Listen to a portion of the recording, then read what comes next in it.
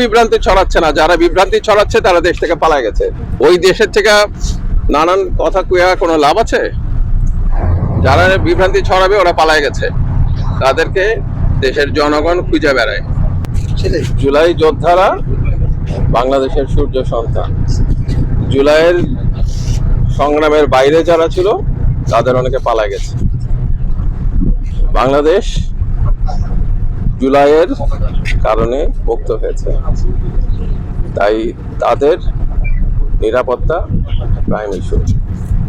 বাংলাদেশ সেই নিরাপত্তা প্রতিষ্ঠা করার জন্য কাজ করছে, বিশেষ করে স্বরাষ্ট্র মন্ত্রণালয়।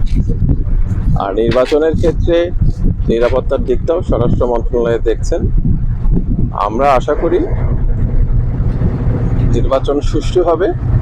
নির্বাচনের বিরুদ্ধে বা আইন শৃঙ্খলা পরিস্থিতির অবনতি ঘটানোর যদি কেউ চেষ্টা করে, এটা কঠোরভাবে এই স্বরাষ্ট্র মন্ত্রণালয় দেখবে।